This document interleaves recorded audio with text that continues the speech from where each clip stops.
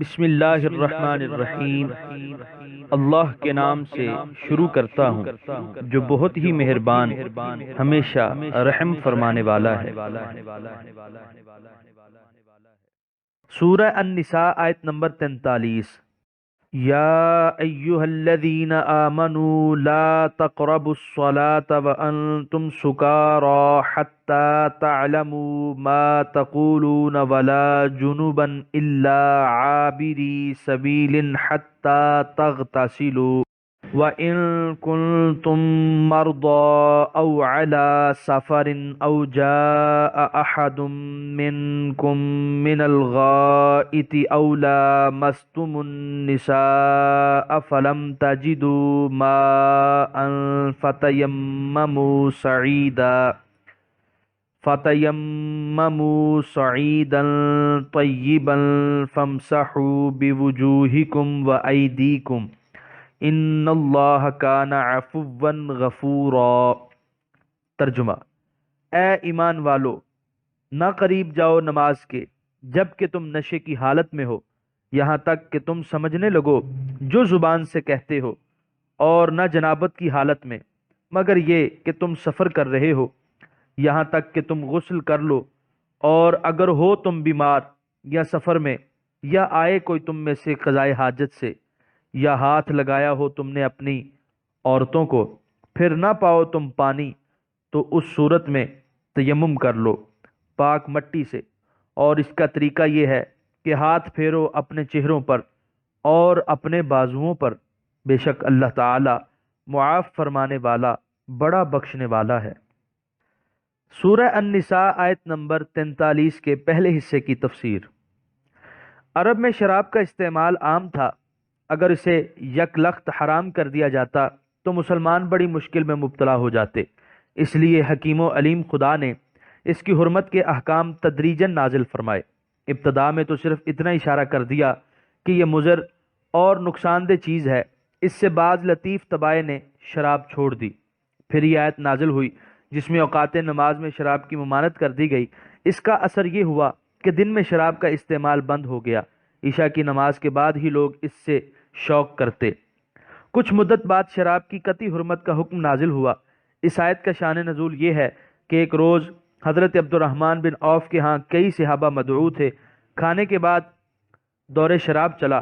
جب وہ اس کے نشے سے جھوم رہے تھے تو مغرب کی نماز کا وقت آ گیا۔ ایک صاحب امامت کے لیے آگے بڑھے اور اتفاق سے سورہ الکافرون پڑھنا شروع کر دی، اور بے ہوشی میں لا اعبد ما تعبدون کی جگہ اعبد ما تعبدون پڑھ گئے، جس سے معنی بالکل بدل گیا۔ اس وقت یہ آیت نازل ہوئی اور نشے کی حالت میں نماز ادا کرنے سے روک دیا گیا۔ اس سے پہلی آیت میں قیامت کے روز بارگاہ الہی میں حاضری کا ذکر گزرا۔ اس آیت میں بارگاہ الہی میں حاضری کے آداب سکھائے جا رہے ہیں تاکہ قیامت کی حاضری آسان ہو۔ بتایا کہ با ادب و ہوشیار ہو کر اس احکم الحاکمین کی خدمت میں حاضر ہو۔ مدہوشی کی حالت میں حاضری آداب شاہانہ کے خلاف ہے۔ آیت کے دوسرے حصے میں بتایا کہ دل کے حضور کے ساتھ ساتھ جسم کی طہارت و نظافت بھی لازمی ہے۔ سورہ النساء آیت نمبر 43 کے دوسرے حصے کی تفسیر۔ یہاں تک کہ تم سمجھنے لگو جو زبان سے کہتے ہو۔ حدیث پاک میں ہے کہ حضور کریم علیہ الصلاۃ والتسلیم نے فرمایا کہ اگر نماز پڑھتے وقت تم پر نیند کا غلبہ ہو جائے تو نماز چھوڑ دو اور جا کر سو رہو، اور نیند پوری کرنے کے بعد جب ہوش و حواس درست ہو جائیں تو نماز ادا کرو۔ بخاری عن انس رضی اللہ عنہ۔ سورہ النساء آیت نمبر 43 کے تیسرے حصے کی تفسیر۔ اور نہ جنابت کی حالت میں۔ بیوی سے صحبت کرنے سے یا حالت نیند میں انزال ہو جانے سے انسان جنبی ہو جاتا ہے۔ اس کی طہارت صرف وضو سے نہیں ہوتی بلکہ غسل فرض ہو جاتا ہے۔ اس کی وجہ بھی یہی ہے کہ اس حالت میں انسان کے جسم کے سارے اعصاب پر ایک درماندگی اور افسردگی کی کیفیت طاری ہو جاتی ہے جس سے کسی کام میں جی نہیں لگتا، لیکن جب پانی کے ٹھنڈے چھینٹے پڑتے ہیں تو نشاط و سرور کی روح سارے جسم میں دوڑ جاتی ہے اور افسردگی اور درماندگی شگفتگی سے بدل جاتی ہے۔ انسان ایک نئی تازگی محسوس کرنے لگتا ہے۔ نماز سے پہلے غسل کا حکم اسی لیے دیا گیا ہے کہ بارگاہ الہی میں یہ حاضری ایسی حالت میں ہو جب تم تر و تازہ اور شگفتہ خاطر ہو۔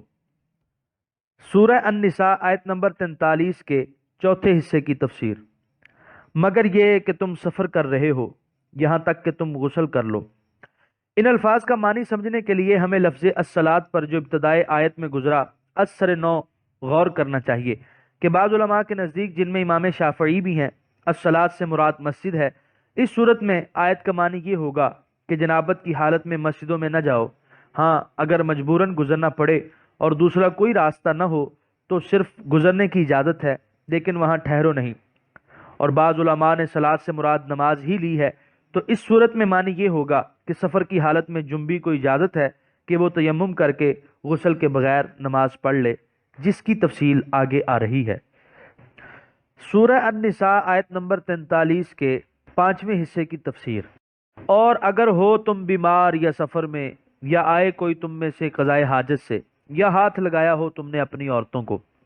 اس آیت میں ان صورتوں کا بیان ہو رہا ہے جن میں تیمم کی اجازت ہے۔ پہلی صورت بیماری، اگر انسان بیمار ہو اور اسے یہ اندیشہ ہو کہ اگر میں نے غسل کیا یا وضو کیا تو میری بیماری میں اضافہ ہو جائے گا تو تیمم کر لے۔ دوسری صورت سفر، اگر مسافر ہے اور غسل کی ضرورت پڑ گئی اور پانی کا ملنا دشوار ہے تو تیمم کر لے۔ یہ تیمم کی اجازت دونوں حالتوں میں ہے، وضو کے لیے بھی اور غسل کے لیے بھی۔ قضائے حاجت کے لیے جاء من الغائط کے الفاظ اور صحبت کے لیے لا مستم النساء کے کلمات کتنے لطیف ہیں، نازک سے نازک طبع پر بھی گرا نہیں گزرتے۔ یہی حسن تعبیر تو اس کلام خداوندی کا اعجاز ہے۔ سورہ النساء آیت نمبر 43 کے چھٹے حصے کی تفسیر۔ پھر نہ پاؤ تم پانی تو اس صورت میں تیمم کر لو پاک مٹی سے۔ اب یہاں یہ بتانا ضروری ہے کہ تیمم کس چیز سے ہو سکتا ہے اور اس کی صورت کیا ہے۔ یہ دونوں چیزیں اس آیت میں مذکور ہیں۔ پہلی چیز کے متعلق تو فرمایا کہ سعید طیب سے کرو۔ سعید کا معنی ہے زمین کی بالائی سطح، خواہ اس پر گرد ہو یا نہ ہو۔ امام صاحب کے نزدیک مٹی اور مٹی کی جنس کی سب چیزوں، مثلا پتھر، ریت وغیرہ سے بھی تیمم جائز ہے، بشرطیہ کہ وہ پاک ہوں۔ وضو اور غسل کا بدل تیمم کیوں کر ہوا اور مٹی کے ساتھ تیمم کرنے کا حکم دینے میں کیا حکمتیں ہیں، اس پر حکماء اسلام نے سیر حاصل بحث کی ہے، جس کے ذکر کی یہاں گنجائش نہیں۔ اس کے لیے تفسیر المنار ملاحظہ ہو۔ تیمم کرنے کا طریقہ یہ ہے کہ پہلے تیمم کی نیت کرے، اس کے بعد دونوں ہاتھ زمین پر مارے، اگر ان کے ساتھ غبار بہت لگ گیا ہو تو پھونک سے کم کر دے، اس کے بعد اپنے چہرے پر ملے، دوبارہ پھر اسی طرح زمین پر دونوں ہاتھ مار کر دونوں بازوؤں کی کوہنیوں تک ملے۔ تیمم سے بھی ایسی کامل طہارت ہوتی ہے جیسے وضو سے۔ اگر امام نے تیمم کیا ہو تو وضو کرنے والے مقتدی کی نماز اس کے پیچھے درست ہے۔ تیمم سے جتنی نمازیں چاہے پڑھ سکتا ہے۔ تفصیلی احکام کے لیے کتب فقہ کا مطالعہ فرمائیے۔ سورہ النساء آیت نمبر 43 کے بقیہ حصے کی تفسیر۔ بے شک اللہ تعالی معاف فرمانے والا بڑا بخشنے والا ہے۔ حکم تیمم سے بندوں کے ساتھ جو نرمی کی گئی ہے وہ ان دو صفات کا بہترین مظہر ہے۔ سورہ النساء آیت نمبر 44۔ الم تر الی الذین اوتوا نصیبا من الکتاب یشترون الضلالۃ ویریدون ان تضلوا السبیل۔ ترجمہ، کیا نہیں دیکھا آپ نے ان لوگوں کی طرف جنہیں دیا گیا حصہ کتاب سے، وہ مول لے رہے ہیں گمراہی کو، اور یہ بھی چاہتے ہیں کہ بہک جاؤ تم بھی راہ راست سے۔ سورہ النساء آیت نمبر 44 کی تفسیر۔ یہود و نصارہ کو آسمانی کتاب سے بہرہ ور کیا گیا تھا، لیکن انہوں نے اس نعمت کی قدر نہ کی اور مال و جاہ حاصل کرنے کی خاطر احکام الہیہ کو نظر انداز کر دیا جو ان کی سعادت و فلاح کے ضامن تھے۔ لیکن وہ اسی پر اکتفا نہیں کرتے بلکہ تمہیں بھی گمراہ کرنے کے لیے کوشاں ہیں۔ بظاہر تمہارے خیرخواہ اور دوست بنے ہوئے ہیں، در حقیقت یہ تمہارے بدترین دشمن ہیں جو تمہیں راہ حق سے بہکا دینا چاہتے ہیں۔ ان سے خبردار رہو، ان کے دام فریب میں پھنس کر خداوند کریم کے نافرمان نہ بنو، اسی کو اپنا دوست اور مددگار بناؤ، اس کے احکام کی پیروی کرو۔ اگر تمہیں اس کی دوستی اور نصرت نصیب ہو گئی تو پھر کوئی دشمن تمہیں گزند نہیں پہنچا سکے گا۔ سورہ النساء آیت نمبر 45۔ واللہ اعلم باعدائکم وکفی باللہ ولیہ وکفی باللہ نصیرا۔ ترجمہ، اور اللہ تعالیٰ خوب جانتا ہے تمہارے دشمنوں کو، اور کافی ہے تمہارے لیے اللہ حمایتی، اور کافی ہے تمہارے لیے اللہ تعالیٰ مددگار۔ سورہ النساء آیت نمبر 46۔ من الذين هادوا يحرفون الكلم عن مواضعه ويقولون سمعنا وعصينا واسمع غير مسمع وراعنا ليا بألسنتهم وطعنا في الدين ولو أنهم قالوا سمعنا وأطعنا واسمع وانظرنا لكان خيرا لهم وأقوم ولكن لعنهم الله بكفرهم فلا يؤمنون إلا قليلا۔ ترجمہ: کچھ لوگ جو یہودی ہیں پھیر دیتے ہیں اللہ کے کلام کو اس کی اصلی جگہوں سے، اور کہتے ہیں ہم نے سنا اور ہم نے نافرمانی کی، اور کہتے ہیں سنو تم نہ سنائے جاؤ، اور کہتے ہیں رائنا بل دیتے ہوئے اپنی زبانوں کو، اور تانا زنی کرتے ہوئے دین میں۔ اور اگر وہ یوں کہتے ہم نے آپ کا ارشاد سنا اور اسے مان لیا، اور ہماری عرض سنیے اور نگاہ کرم فرمائیے ہم پر، تو ہوتا بہت بہتر ان کے لیے اور بہت درست، لیکن اپنی رحمت سے دور کر دیا انہیں اللہ نے بوجہ ان کے کفر کے، پس نہیں ایمان لائیں گے مگر تھوڑے سے۔ سورہ النساء آیت نمبر 46 کے پہلے حصے کی تفسیر۔ بے باکی اور گستاخی، تصنع اور تملق اور کلام الہی میں اپنی مرضی کے مطابق کانٹ چھانٹ اور احکام خدابندی کی منمانی تعویلیں یہود کی خصوصیات بن کر رہ گئی تھیں۔ جناب رسالت مآب کی تعریف و توصیف جس سے تورات کے صفحات مزین تھے، جان بوجھ کر وہ ان کا انکار کرتے اور ان کے من گھڑت معنی بیان کرتے۔ گفتگو کے وقت بارگاہ نبوت میں بڑی دریدہ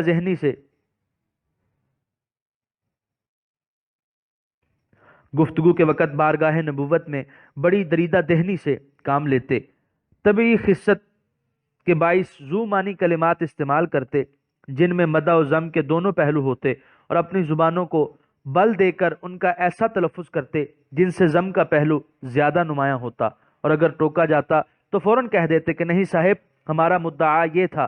حضور سرور کائنات صلی اللہ علیہ وسلم اگر کوئی حکم فرماتے تو سمعنا بلند آواز سے کہتے، اور اسی سانس میں چپکے سے وعصینا بھی کہہ جاتے۔ غیر مسمعین کے دو مفہوم ہو سکتے ہیں، دعا کے لیے بھی یعنی کوئی ناگوار بات آپ کو نہ سننی پڑے، اور بد دعا کے لیے بھی کہ آپ کچھ نہ سن سکیں، اور وہ یہ کلمہ بولتے وقت دوسرا معنی مراد لیتے۔ رائنا کہتے وقت زبان کو لچک دیتے تاکہ راعینا ہو جائے۔ اس لفظ کے متعلق پہلے ذکر گزر چکا ہے۔ یہ ان کے اطوار تھے، یہ ان کا رویہ تھا اس فخر عالم و عالمیاں کے ساتھ جس کے دربار میں فرشتے بھی حاضر ہوتے تو تصویر ادب بن کر۔ سورہ النساء آیت نمبر 46 کے بقیہ حصے کی تفسیر۔ لیکن اپنی رحمت سے دور کر دیا انہیں اللہ نے۔ بارگاہ رسالت میں بے باکی کرنے والوں کی سزا ہی یہی ہے کہ وہ در رحمت سے دور کر دیے جاتے ہیں، ہدایت کی توفیق ان کا ساتھ چھوڑ دیتی ہے، حق شناسی کی قوت ان سے چھین لی جاتی ہے۔ یہی سزا یہود کو دی گئی اور قیامت تک ایسے بے باکوں کی یہی سزا ہے۔ سورہ النساء آیت نمبر 47۔ یا ایہا الذین اوتوا الکتاب آمنوا بما نزلنا مصدقا لما معکم من قبل ان نطمس وجوہا فنردها على ادبارها او نلعنهم کما لعنا اصحاب السبت وکان امر اللہ مفعولا۔ ترجمہ: اے وہ لوگو جنہیں دی گئی کتاب، ایمان لاؤ اس کتاب پر جو نازل فرمائی ہم نے، تاکہ تصدیق کرے اس کتاب کی جو تمہارے پاس ہے۔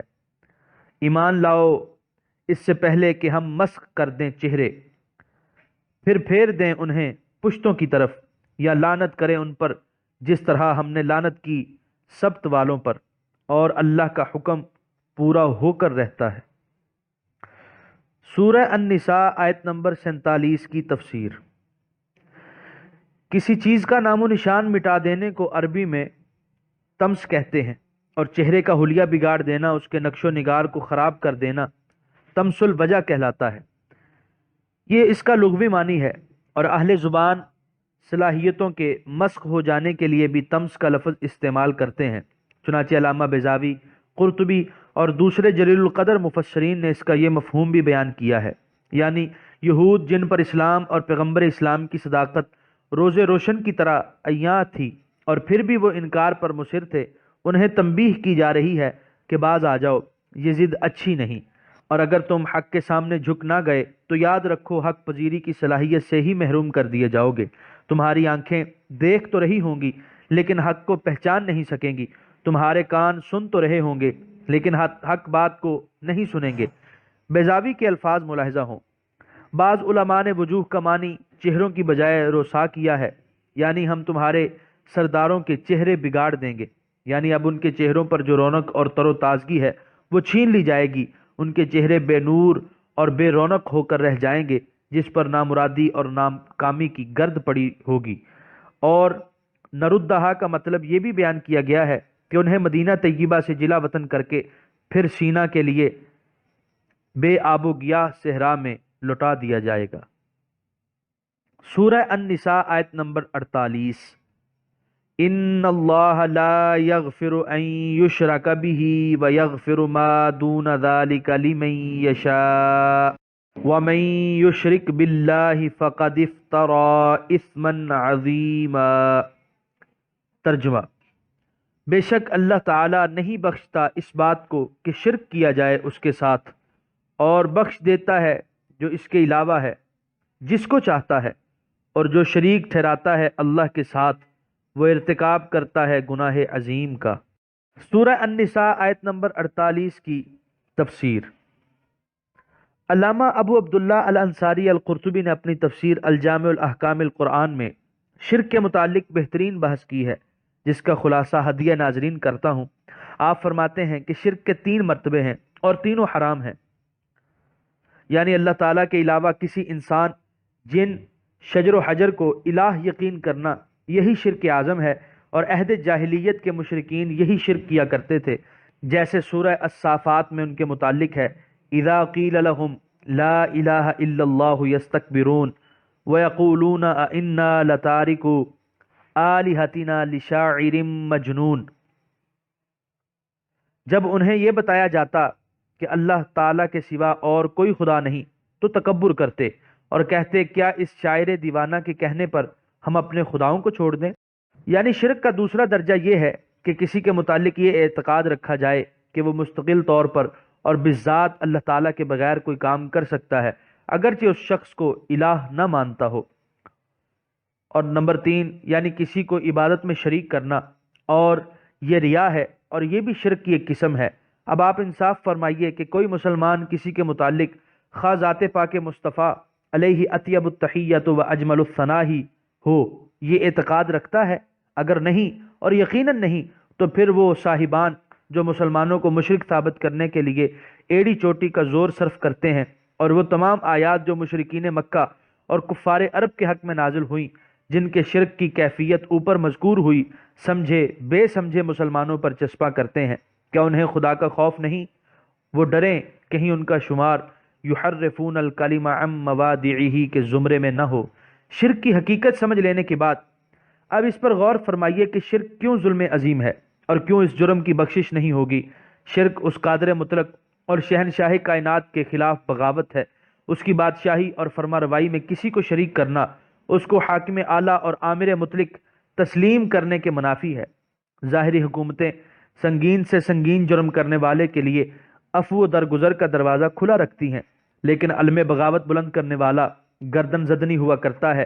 اگر کسی دنیوی حکمران کی حکومت کو تسلیم کرنے سے انکار اتنا بڑا جرم ہے تو آپ خود اندازہ لگائیں کہ اس حقیقی بادشاہ جو مالک بھی ہے اور خالق بھی، میرا بھی اور تیرا بھی، بلندی کا بھی اور پستی کا بھی، اس کی الوہیت کا جو انکار کرے یا اس جیسا کسی کو سمجھے، اس سے بڑا جرم بھی کوئی اور ہو سکتا ہے؟ لیکن یہ اس وقت جب اسی حالت کفر و شرک پر موت آ جائے، اور اگر وہ شرک سے تائب ہو جائے اور توحید کو دل و جان سے تسلیم کر لے تو اس کی توبہ قبول ہوگی۔ اس سے یہ بھی معلوم ہوا کہ گناہگار مومن جو اپنے گناہوں سے توبہ کیے بغیر مر جائے، اللہ تعالیٰ چاہے تو اپنی رحمت سے اس کو بھی بخش دے۔ سورہ النساء آیت نمبر 49۔ الم تر الی الذین یزکون انفسهم بل اللہ یزکی من یشاء ولا یظلمون فتیلا۔ ترجمہ، کیا نہیں دیکھا آپ نے ان لوگوں کی طرف جو پاک باز بتلاتے ہیں اپنے آپ کو، بلکہ یہ تو اللہ کی شان ہے کہ پاک باز بنا دے جسے چاہے، اور وہ نہیں ظلم کیے جائیں گے کھجور کی گٹھلی کے ریشے کے برابر۔ سورہ النساء آیت نمبر 49 کی تفسیر۔ یہود اپنی اعتقادی، اخلاقی اور عملی گوناگوں خرابیوں کے باوجود اپنے آپ کو مقدس اور پاک باز یقین کیا کرتے اور کہا کرتے کہ نحن ابناء اللہ و احباؤہ، ہم اللہ کے فرزند اور اس کے لاڈلے ہیں، جنت ہماری جاگیر ہے، جو جی میں آئے کرتے رہیں، ہمیں عذاب نہیں دیا جائے گا۔ اللہ تعالیٰ فرماتے ہیں کہ یوں ہی شیخی بگارنے اور اپنے تقدس و پاک بازی کے قصیدے پڑھنے سے کچھ نہیں بنے گا۔ پاک اور مقدس تو وہ ہے جو بارگاہ خداوندی میں مقدس ہے۔ سورہ النساء آیت نمبر 50۔ انظر کیف یفترون علی اللہ الکذب وکفی بہ اثما مبینا۔ ترجمہ، دیکھیے کیسے گھڑتے ہیں اللہ پر جھوٹ، اور کافی ہے انہیں رسوا کرنے کے لیے یہ کھلا گناہ۔ یہاں پر 5ویں پارے کا 4تھا رکوع مکمل ہوا۔